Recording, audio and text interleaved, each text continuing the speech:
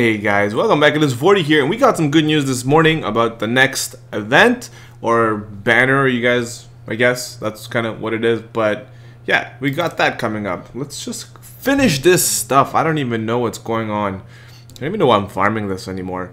I guess it's because you get keys and you use the keys to farm gil and experience. Can't go wrong with that. Free crap. Alright. Alrighty then. Let's look at the stuff that's coming out. Come. Let's go. Move along. We're gonna click on the little stealth thingamajiggy here. So planned events. Okay, so we got the Gil Snapper Cave coming around. We got the Guardian of the Order, and then the featured summon Final Fantasy Brave Exvius. Okay, so we'll take a look at the event real quick. It's called the Guardian of the Order. It is an event limited, it has event limited equipment and an ability awakening material. This is pertaining to the 3 new story characters we're going to be getting in the banner. So progress through the story to obtain event limited equipment. So one is called Loren's Insignia. It'll give you defense 3, hit points 15%, attack 15%, and it will enable Knights of the Grandchild when equipped by Lorraine, which restores MP by 5% per turn. And then there's a smart coat, which is for everyone, and it's MP plus 20, defense plus 28, and magic plus 10%, which is pretty nice. Obviously, with any of the Brave Exvius story events, you're going to be getting awakening abilities, Crysts, which you could use for awakening abilities. So that's something that's normal. It says here, try out some of the new characters. During the story event, some newly added characters can be taken along as companions depending on the story progress. Oh, pretty cool. Alright, so you can, I guess, letting you try these out a little bit. Now is your chance to try out Lorraine, Chloe, and Amy. Take this chance to try out these new characters. The character you can use varies by quest. Alright, characters can only be used on story event quests. Cool. Lorraine, Chloe, and Amy can also be obtained from the rare summons on the same day. I guess it's Chloe or Chloe, whatever. Whatever, dude. I don't care. I'm so over these weird names. The event can be accessed with the Guardians of the Order. Okay, so just like the previous events, very simple. It'll initiate our little quest map, and you progress through the map. Once you get locked in, you have to finish the whole story before you can redo it. So if you are not completing the stages, if you miss it on stage 1, then you can't come back till you redo the event. You'll do it in 1, which is fine if you do the first few, but if you mess up at the end, you'll have to clear them all the way to the end in order to finish off that story. So my advice is pay attention before you make your party, that you bring all the required items, elements, and whatever else you need to make sure you succeed and get all of the check marks. It gives you a preview before you enter, so I will definitely show you guys that when the event comes out as well, because I'll probably do like I normally do for these events. I do the first few, and if the last event, which is like the final tier, is difficult and can't be pretty much steamrolled by everyone, I'll make a quick video saying like, yeah, this is how I did it, see if it helps you guys out. You will proceed to an area on the map. Once you have selected the area, there are between 5 to 10 stages, all which must be cleared. Clear all stages, you'll get various rewards, including summoning tickets. Yeah.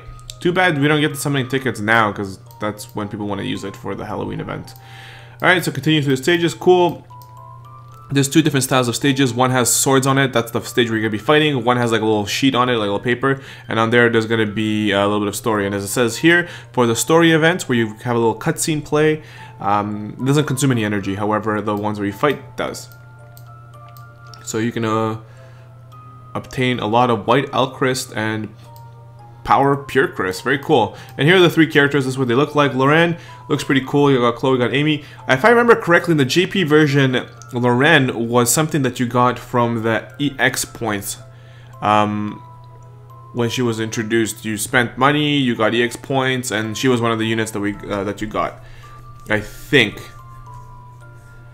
I can't remember. But anyways, so that's that. So let's take a look at the units. So Final Fantasy Brave Exvius banner, Lorraine, Chloe, Amy, major boost. As you guys know how I feel about that, we'll scratch out that major. Or actually leave it. We can say major like down major boost or major down boost with like thing, because the drop rates are not higher. It's irrelevant. So anyways, that's just my 2 cents. So looking at Loren, she's the 5-star going to 6-star base unit here. She's labeled as a attacker or physical attacker. Looking at her stats, she's got pretty decent attack at 200, very nice. Overall stats are pretty solid too.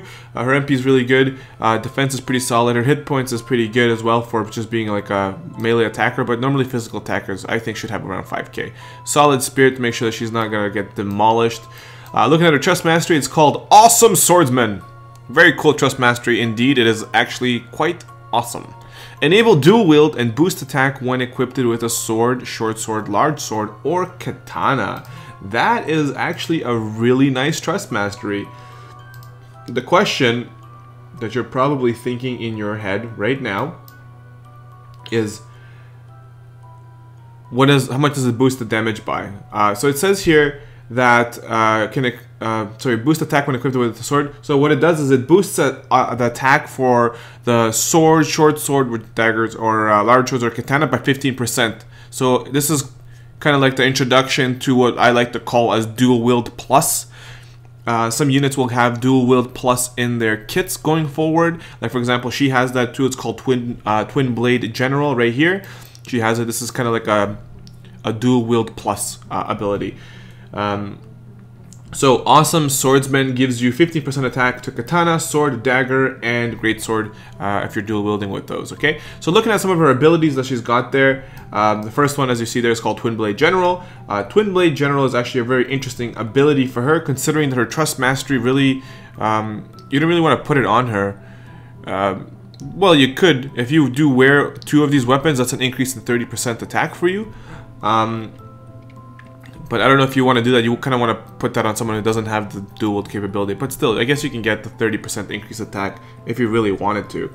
The Twin Blade General allows the use of weapons in both hands, everything except two-handed weapons, which is just like normal dual wield. And it's a dual wield plus capability. It'll increase attack, defense, and spirit by 30%. Just this passive ability, which she gets at 5-star. So she starts with this. The next one here is called Full Break Plus. Full Break Plus is just a plus ability that allows you to do a lot more damage. It's very interesting. It does damage by 1.5 multiplier, and it also decrease attack, defense, magic, and spirit by 45% for 3 turns. It's not bad. I believe it's in order to get Full Break, I can't remember 100%, but I think you have to use like a move, and then that gets activated. Oh, sorry, no, she doesn't use a move. It's like a counter. So if somebody attacks her, she'll counter and has a chance to activate Full Break Plus, and then you can use that move the next turn, and it'll do like a break. She's got Model of Ares. This is probably the coolest ability from what I remember when I was using Friends. It boosts own attack and defense and enables special abilities for 3 turns. So it boosts her attack by quite a bit. I believe it was like 50% attack, 50% defense for 4 turns. And then she gains abilities called Swift Wind Blade, Quick Bolt, and Greased Lightning. And I remember using this lightning move a lot. But the best one she's got is called like Swift Blade. She attacks 10 times. It was really good for chaining. But so yeah, so Swift Blade was a wind-based attack, and it looks kind of like Gilgamesh's Wind Dash or Slash or whatever the hell it's called. Where it just spins this giant tornado in there, but hers spins for a little bit longer because it does 10 hits. It's got like a 4-something multiplier as well. Looking at Quick Bolt Blade Lightning physical damage, it ignores defense. It was one of her finishing moves with lightning-based damage on it.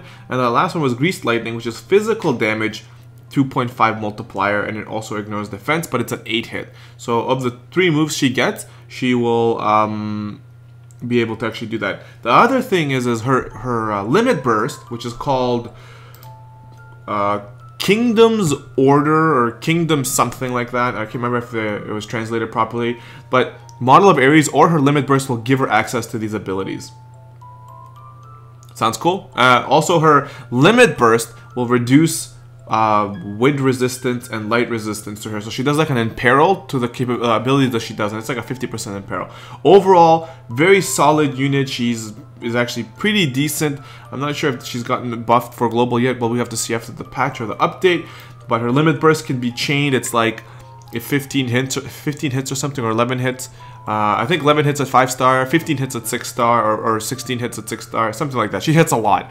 Lots of capabilities for chaining with herself and being able to imperil that wind and that lightning. Okay, so looking at the next unit here is Chloe, or Chloe, depending on how you guys want to call her. She is a scholar. Looking at mostly MP, scholars are kind of like support units. They're like buffers. So as you can see here, she's got an arrow going up saying she's a buffer. I would put her as a support. Overall stats look pretty good. Everything is pretty reasonable where it should be. Her MP is supposed to be the highest and her spirit's supposed to be highest because she's like a support. 4-star unit going to 6-star. Her trust mastery is called Proof of Talent. It boosts magic by 30% and boosts activation of counter abilities. Like counter boost, not stackable. So it boosts it by like I think 15% and 20% to counter. We'll have to see if that's changed or it's been modified for global version once the patch comes out. Looking at her abilities here, she's got anti-light method, anti-dark method, and objection. So for the anti-abilities, she will buff all of the allies with that element. So anti-light means she boosts everyone's light resistance, dark resistance, etc. Okay, an objection, it's a chance of countering when receiving a physical attack or magic attack. She has an opportunity to counter no matter how she gets hit. I don't have a lot of information on her. I'm gonna have to wait to see what's gonna happen when she hits global to see how she changes. But overall, she's a support unit. She's pretty decent if you don't have any other support units. But I think she's okay. Looking at the last unit here, which is going to be the 3-star, is called she's called Amy. She is a physical damage dealer or ranged physical damage dealer. She does mostly with arrows. Very like low selection of capabilities what she can wear. She can chain decent, I think, with Lunera. I think she can start chains or something like that for Lunera, but not a very good unit overall. The only good thing about this unit is really her trust mastery, which is okay. It's not the best, but it's okay. If you get a lot of her, then just feed her into herself. It's called Licht. So it says it's called Licht Panzer, but it boosts defense by 38. Enables Archer's Method. Archer's Method boosts your attack and spirit when equipped with a bow, which is nice to put on like a unit that is going to be using bows and stuff like that. And then looking at her abilities, you're looking at Arrow Storm, which is wind damage to all enemies. I think it's the one that can chain a little bit. I think it hits a couple times. Then she's got Bird Hunter, which is normally what most archers have. Boost damage and physical... boost damage against... boost physical damage against bird types. That's what I wanted to say. Or avians, as they were saying here. And she's got an ability called Follow Through, which boosts spirit for the caster, which is kind of lame. But overall... how do I feel about this banner? It is a filler banner. Personally, they're putting this banner in between when we get our next big thing, which... it could be anything. In the meantime, we got at least 2 to 3 more banners before the Christmas banner comes out. It's going to be mostly fillers and stuff. And around Christmas time, I'm personally expecting that that's when they're going to release the bigger punch of content for global. I'm personally expecting to see something like Cloud during that time, and I'm just kind of thinking outside the box here. Most people are going to get gift cards and stuff like that, and they're going to want to try and encourage you to use those gift cards on Final Fantasy Brave Exvius. So if they want that, they're going to have to make the Christmas event and the event that's going to be coming around Christmas be very big. So why not release Cloud then? It's going to make them make a lot more money than they were anticipating if they just go down that route. Okay, so overall, that's what I think about this banner, and like I said, it's a filler. It's up to you if you really want to pull Lorraine. Loren is an interesting unit. She is not a limited unit, so you'll get her eventually. Should you pull for her? If you're really looking for another physical damage dealer and you need her, go for it. Overall, I don't think you're going to really need her super much. You're going to need multiple of her to try and make her do some crazy stuff. I have to look at her frames to see who she can really chain well with. That already exists and that you can actually take advantage of that. Currently, I know most that she can chain a little bit with Onion Knight, a little bit with like what do you call it, Gilgamesh, and a Lorena. She can chain with her what do you call it, her limit burst. But Lorena hits 20 and Loren hits for 15 or 16. So the chain will be pretty good, but at it caps off because they don't have the same amount of attacks. So I don't know. I'll have to look into it again. I wasn't looking into this character before because I wasn't ever planning on getting her through the whole pay to get method if she existed. So now that she's a pullable unit, I'll have to do a little bit more investigation in whether she's going to be really worth it in the end. But as far as her trust mastery, it's very good. If you do get her, you should be pretty happy. And overall, she still has some capabilities of doing some pretty big damage.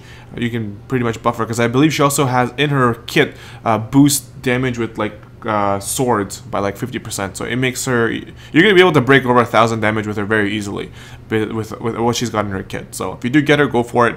But again, my advice personally, like deep down from my heart, would be to just hold on to whatever lapis you got, hold on to whatever you can, because Christmas is literally right around the corner, and you guys know that we're going to be getting a lot of different things. And right after Christmas, it's going to be New Year, and they're pretty big on New Year, so we should be getting some sort of bundles and banners and stuff like that.